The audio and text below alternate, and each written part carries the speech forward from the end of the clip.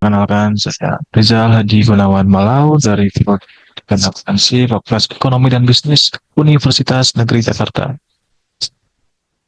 Kembali lagi dengan saya mata, mata pelajaran akuntansi dengan sub materi itu bersama dasar akuntansi.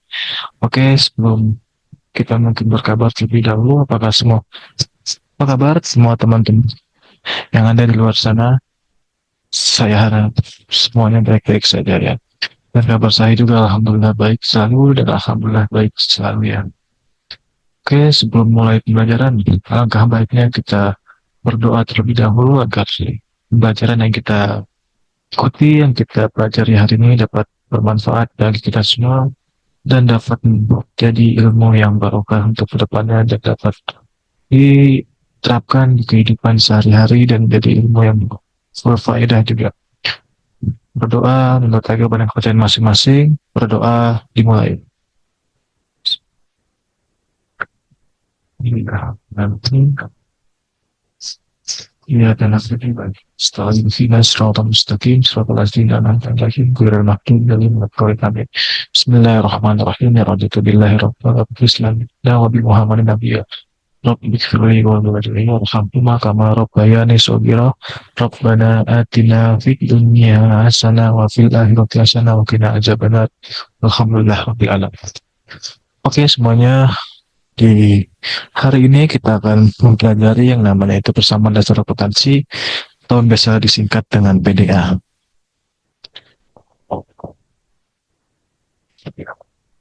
Ya, sebelum masuk ke persamaan dasar akuntansi, kita pasti sering mendengar apa yang namanya akuntansi. Apa sih akuntansi itu? Suatu pencatatan atau suatu apalah akuntansi itu kan? Ya, kita akan bahas yang pertama ya, itu adalah suatu definisi dari akuntansi.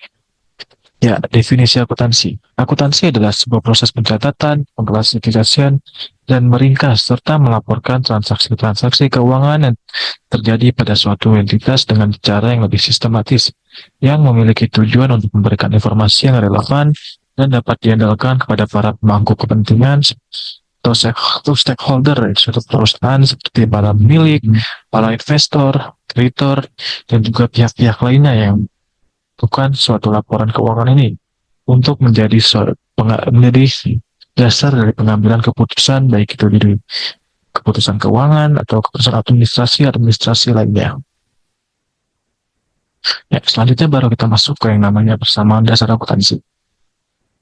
Persamaan dasar akuntansi itu adalah suatu proses akuntansi yang dibentuk secara matematis dan diturunkan dari bentuk neraca atau penjabaran dengan cara-cara tabel yang biasa disebut juga persamaan akuntansi ini seperti akuntansi dengan cara tabelaris atau akuntansi tabelaris.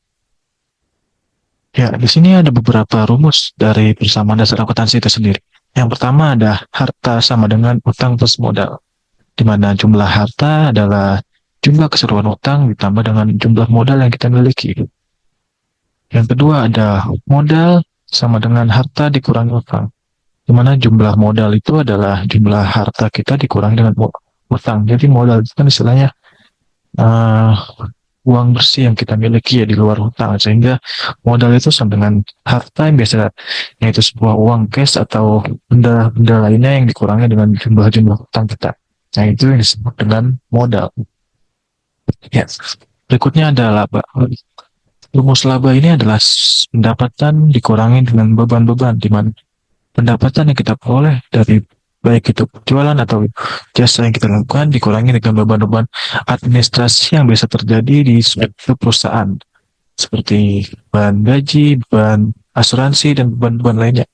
Nah, semua itu akan dikurangkan dengan beban, di mana pendapatan dikurangi dengan beban, maka hasilnya akan menjadi sebuah laba bersih suatu perusahaan. Nah, dari laba ini kita punya rumus lagi, rumus baru yang namanya harta sama dengan utang tambah modal ditambah lagi dengan laba. Ketika sudah ada laba, maka jumlah laba itu akan menambah harta yang kita miliki. Dengan begitu pun menambah rumus dari persamaan dasar akuntansi, di mana ada harta ditambah sama dengan utang tambah modal dan ditambah dengan laba.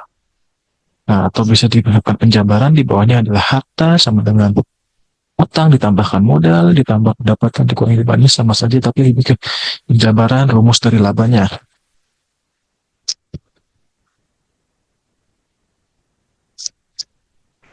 Ya, selanjutnya kita akan bahas lebih dalam satu-satu di antara rumus awal dari persamaan dasar akuntansi yang telah kita pelajari sebelumnya. Di mana yang pertama itu adalah harta atau aktif.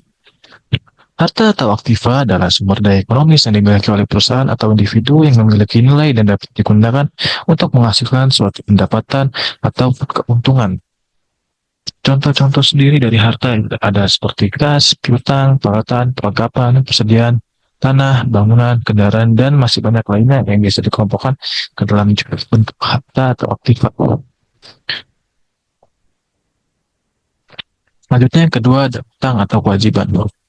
Utang atau kewajiban adalah sebuah kewajiban keuangan yang harus dibayarkan oleh perusahaan atau individu kepada pihak lain, seperti misalnya kita melakukan peminjaman kepada pihak lain, maka peminjaman tersebut wajib hukumnya untuk kita bayar agar tidak ada gunaan atau kesalahan dalam pencatatan laporan perusahaan berikut-ikutnya.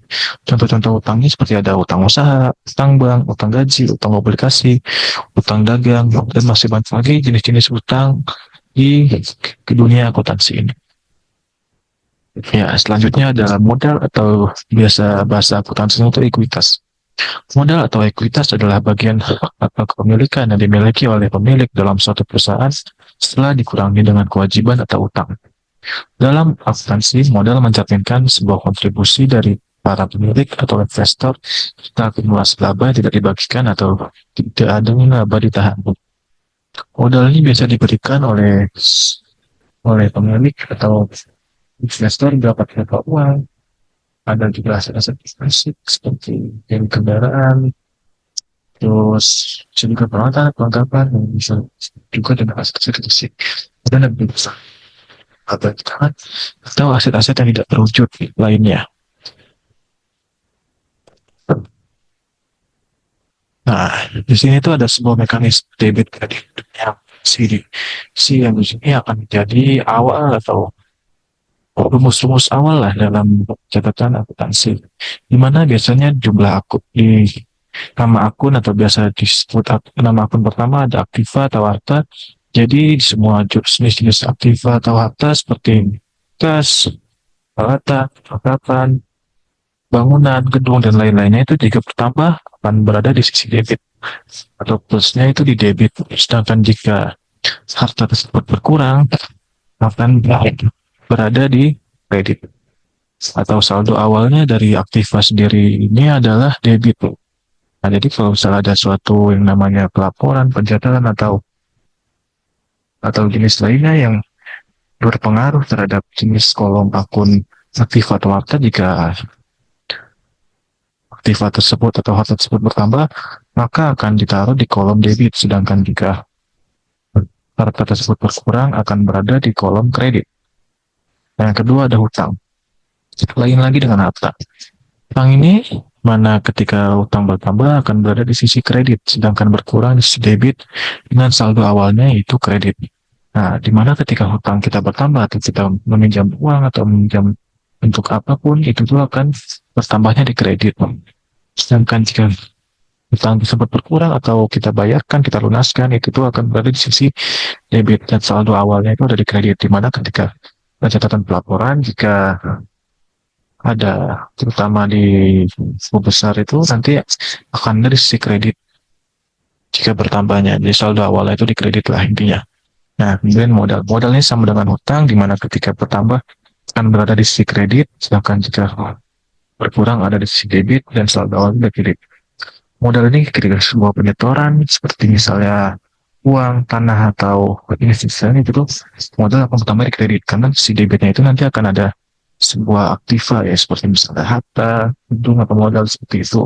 Dan misalnya modalnya jarang lah yang berkurang, sehingga sini kita tambahkan saja karena sisi plus minus mungkin plus minus ya. Jadi ketika berkurangnya itu debit dan saldo awalnya atau saldo normalnya itu ada di kredit. Nah, kemudian yang keempat ada pendapatan. Semua jenis pendapatan yang kita miliki itu ketika bertambah ada di sisi kredit, sedangkan ketika berkurang ada di sisi debit. Dan saldo awalnya atau saldo normalnya itu dikredit.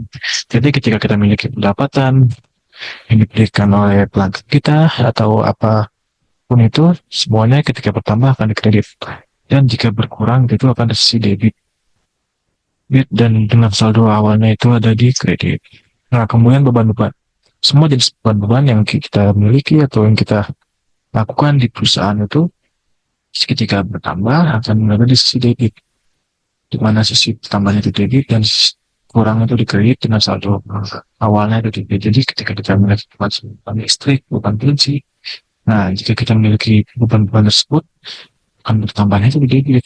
Sedangkan berkurang tapi beban ini tidak pernah berkurang atau jarang lah malah sangat tidak pernah sama sekali kita ini ada yang namanya pencatatan di mana beban itu berkurang karena beban itu pasti terus bertambah kepada kita ya. Sedangkan saldo normalnya itu ada di debit ya.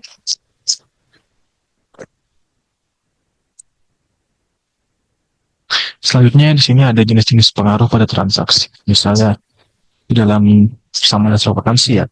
Ketika membeli sebuah peralatan dengan cara tunai,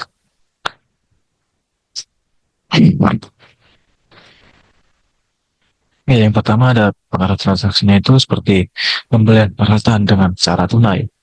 Nah, akibat transaksi dan pengaruhnya pada komponen bersama dasar akuntansi itu apa aja sih? Nah, di sini tuh yang pertama ada peralatan atau jenis asetnya itu bertambah. Nah, peralatan atau aset bertambahnya itu biasanya di kolom debit, sedangkan kas atau aset yang lainnya itu berkurang di kredit. Nah, jadi ini walaupun sama-sama aset, nah itu tidak apa-apa karena ini note saja bahwa di suatu transaksi itu tuh wajib ada dua pengaruh di setiap akun ya. Jadi dua pengaruh yaitu debit kredit. Jadi nggak boleh salah satu aja misalnya satu akun doang yang berpengaruh seperti aset doang atau harta doang atau kas doang di debit atau hutang doang di kredit itu nggak boleh. Jadi harus ada dua sisi. Itu minimal dua sisi di mana ada debit dan kredit. Apa-apa walaupun dia selalu di satu jenis bentuk seperti aktiva atau harta. Seperti ini di mana peralatan itu tuh jenisnya harus dalam aset atau harta ya. Jadi bertambah di debit dan kas itu juga jenis aset, jenis harta dan dia pun berkurangnya di kredit. Nah, yang kedua ini ada pembelian peralatan secara kredit. Lain dengan yang pertama, jadi kan kita pembeliannya secara tunai, yaitu yang berpengaruh adalah kas kita. Nah, yang kedua ini ada pembelian peralatan secara kredit. Transaksi yang berpengaruh apa aja sih? Nah, yang pertama ini peralatan yang pasti sama, peralatan atau jenis aset itu bertambah di debit dan utang usaha atau kewajibannya itu bertambah. Nah, utang usaha atau jenis utang itu ketika bertambah pasti di kredit. Nah, ya kan? Itu yang jelas ya karena utang sekali lagi utang itu saldo awal, saldo normal itu di kredit. Ketika bertambah pasti di kredit. Baru ketika kita sudah bayarkan itu tuh akan berpindah di kredit. Nah, di sini ada pemilik menyetorkan modal berupa uang tunai ke perusahaan. Nah, di sini ada kas yang atau aset yang akan bertambah di debit. Debit dan modal pemilik atau ekuitas bertambah juga di kredit. Nah, yang keempat ada pembayaran utang usaha. Nah, di sini nih, ketika pembayaran utang usaha di mana kas atau jenis aset akan berkurang. Nah, ketika kas atau aset berkurang ini biasanya di kredit dan sedangkan utang usaha atau kewajiban berkurang itu akan ada di debit.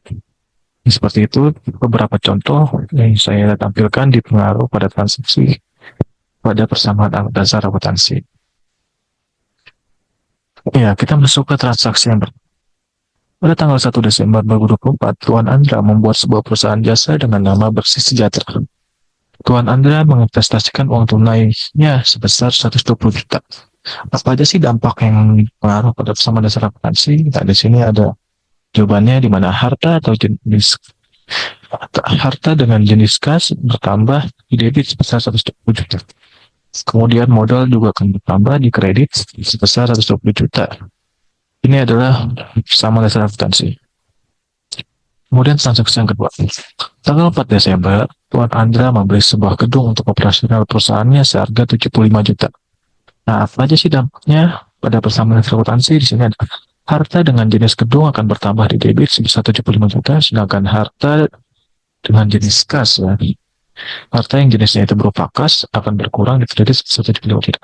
Di sini sama-sama harta, apakah boleh atau tidak? Yang jawabannya adalah boleh.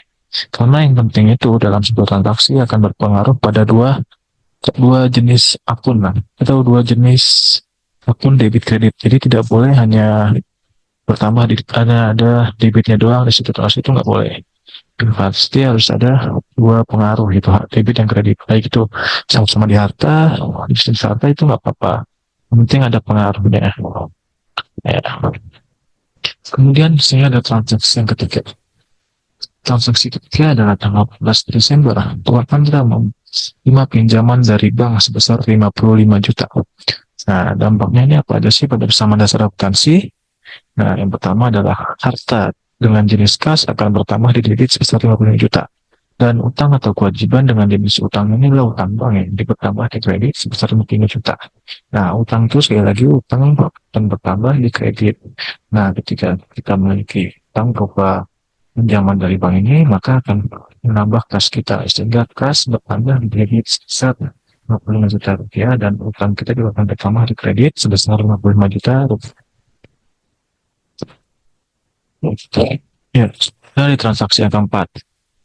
Ya, tanggal 16 Desember, Tuan Andra membeli peralatan kantor secara tunai dengan harga 17.500.000. Nah, di sini ada dampaknya pada persamaan dasar akuntansi adalah harta dengan jenis sebuah peralatan bertambah di debit sebesar 17.500.000 dan harta dan berupa kas berkurang di kredit sebesar 17.500.000. Di mana di sini kan Tuan Andra membeli peralatan kantor secara tunai, sehingga peralatannya itu akan bertambah di debit dan kas kita akan berkurang ke kredit sebesar 17.500.000. Ini adalah pengaruhnya terhadap persamaan dasar akuntansi. Ya, selanjutnya di transaksi 5, di sini ada tanggal 19 Desember. Tuan Andra menerima pendapatan jasa sebesar 11.500.000 secara tunai. Nah, dampak pada persamaan dasar akuntansi ini apa sih? Di sini adalah jenis harta berupa kas bertambah di debit sebesar 11.500.000 dan modal dengan jenis pendapatan bertambah di kredit sebesar 11.500.000. Kenapa di sini modal? Karena pendapatan ini dalam persamaan dasar akuntansi masuknya ke kolom jenis modal. Di kan persamaan dasar akuntansi itu harta sama tambah modal. Nah, pendapatan ini masuknya ke kolom jenis modal dengan namanya itu pendapatan, sehingga dia akan menambah modal ya dengan tambah pendapatan sebesar yang di soalnya ini seperti 11.500.000.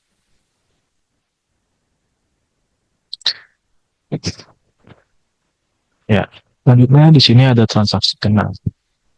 Pada tanggal 21 Desember, Tuan Andra membeli perlengkapan kantor sebesar 5 juta secara kredit.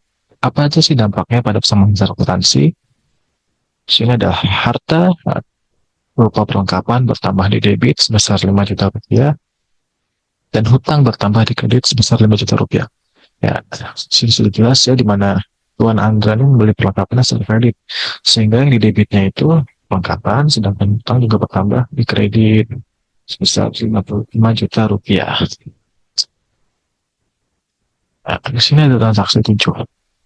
Pada tanggal 28 Desember, Tuan Andra membayar gaji karyawan sebesar 25 juta. Dampak pada persamaan dasar akuntansi ini apa sih? Di sini adalah modal dengan jenis beban gaji berkurang di debit sebesar 20 juta rupiah dan harta dengan jenis kas berkurang di kredit sebesar 20 juta rupiah. Nah, di sini kenapa beban gaji masuk ke modal lagi? Sekali lagi, karena rumus persamaan dasar akuntansi itu adalah harta plus modal ya. Nah, jadi rumusnya yang pasti adalah harta sama dengan utang plus modal, dan beban jenis-jenis beban itu masuknya ke modal yang akan mengurangi modal. Nah, di sini kenapa modal atau beban gaji modalnya ini nggak bertambah? Karena ya beban gaji itu akan mengurangi jumlah modal kita, seperti pada soal ini kan gaji. Nah, ketika kita bayar gaji berarti uang kita berkurang. Nah, sehingga ini pun juga akan mengurangi modal. Ketika kita berkurang, modal pun juga berkurang, sehingga sama dasar akuntansinya itu adalah modal dengan beban gaji itu berkurang, harta pun cuma jenis kas berkurang juga di kredit sebesar 25 juta. Nah, kita kembali lagi ke saldo awal. Kenapa di sini modal kita berkurang di debit? Nah, saldo awal itu, tadi kan jenis saldo normalnya, jadi modal itu kan kalau tambah di kredit ya, dan kalau berkurang di debit. Nah, sehingga pengimplementasian pada transaksi 7 ini modal cuma jenis beban gaji dan berkurang di debit, tidak berkurang itu di kredit tidak ya, karena yang berkurang itu di debit lain, kalau bertambah di kredit gitu.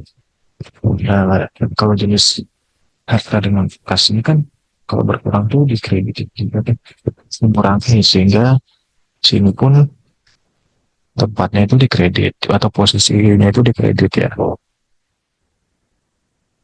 Nah, di sini ada tabel persamaan dasar akuntansi.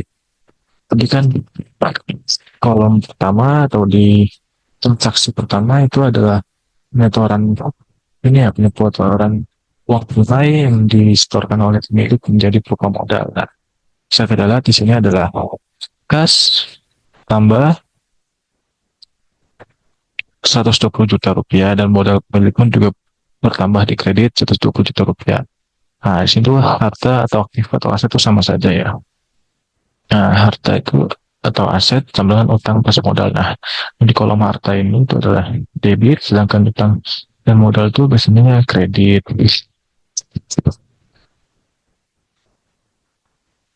Nah, di transaksi kedua kan ada pembelian gedung secara tunai. Nah, ini akan mempengaruhi di mana kasnya itu berkurang. Ketika kas berkurang itu kan mengurangi harta ya, sehingga di kredit, tapi di sini ya, jadi sini kolomnya itu minus, minus di kasnya itu maka mengurangi harta kita, sehingga di kolom kas itu berkurang 75 juta, sedangkan di kolom gedung itu bertambah 75 juta. Nah, kemudian yang ketiga itu kan ada kita peminjaman uang ya sebesar 55 juta rupiah. Nah, di kolom kas akan menambah uang kita sebesar 55 juta rupiah, dan di kolom utang pun akan menambah 55 juta rupiah. Nah, yang di sini ada pembelian peralatan secara tunai di mana uh, di transaksi import itu kan kita beli peralatan ini secara tunai, sehingga kalau kasnya ini akan berkurang. Bisa kita di sini adalah minus ya, dengan minus 17.500.000, dan di kolom peralatan itu bertambah 17.500.000. Nah, kemudian di transaksi kelima ada pendapatan yang kita peroleh sebesar 11.500.000. Nah, di sini ketika pendapatan bertambah, maka kas kita pun juga bertambah. Sehingga di sini di kolom kas bertambah 11.500.000 dan di pendapatannya pun juga bertambah 11.500.000. Nah, di kolom ke-6 ini kan kita ada pembelian perlengkapan secara kredit. Nah, di sini kita lihat di kolom perlengkapan kita bertambah sebesar 5 juta rupiah, dan utang usaha kita pun bertambah sebesar 5 juta rupiah. Nah, di transaksi yang terakhir nih atau transaksi ada pembayaran gaji, di mana akan menjadi beban gaji juga. Terus bahasa Inggrisnya itu risk expense ya. Nah, di sini pengaruhnya terhadap persamaan dasar akuntansi itu adalah mengurangi kas atau mengurangi harta kita sebesar 20 juta rupiah. Begitu juga beban di sini kenapa minus, karena ini mengurangi modal. Karena kan kita beban itu kan kita mau bayar ya, bayar atau mengeluarkan duit, jadi itu akan mengurangi jumlah modal kita dan akan mengurangi juga jumlah harta kita. Nah, di sini ada total kas besar 69 juta, total perlengkapan 5 juta, total peralatan 17.500.000, 75 juta. Kemudian di total utang kita ada 60 juta rupiah, total modal disetorkan sebesar 120 juta, ada total pendapatan 11.500.000 dan beban yang kita miliki 25 juta rupiah. Dan yang paling penting di sini adalah di total akhir ya, di mana itu tuh harus balance antara aset dan telah aktiva dan juga pasifa. Nah, pasifa itu adalah jumlah utang sama modal. Nah, pada sini dua doang karena kan harta sama dengan utang plus modal. Jadi ini itu 166.500.000 di kolom ini sudah jumlah dari utang tambah modal 166.500.000, dan ini tuh harus sama dengan jumlah harta yang kita miliki juga sebesar 166.500.000. Jika tidak sama atau tidak balance, maka adalah sebuah kesalahan dalam pendataan terhadap transaksi yang kita miliki. Nah, kita masuk ke materi selanjutnya, itu adalah jurnal umum. Jurnal umum adalah salah satu bentuk pencatatan akuntansi yang biasa digunakan untuk mencatat semua transaksi keuangan perusahaan secara kronologis dan sistematis, di mana setiap transaksi dicatat sesuai dengan prinsip akuntansi yang menggunakan metode debit kredit. Jadi sini itu biasanya transaksi akan catat dan akan memudahkan dalam proses pencatatan keuangan atau pelaporan keuangan di berikutnya. Nah, fungsinya ini apa sih? Fungsi utama dari jurnal umum ini sendiri itu meliputi pencatatan rinci transaksi, di mana pencatatannya akan lebih rinci dan dalam setiap transaksinya dan memberikan data referensi untuk buku besar. Nah, dari jurnal umum ini akan menjadi referensi untuk catatan di buku besar. Jadi, setelah melakukan catatan di jurnal umum, kita akan memindahkannya ke dalam buku besar untuk kita jumlah di setiap akun-akunnya.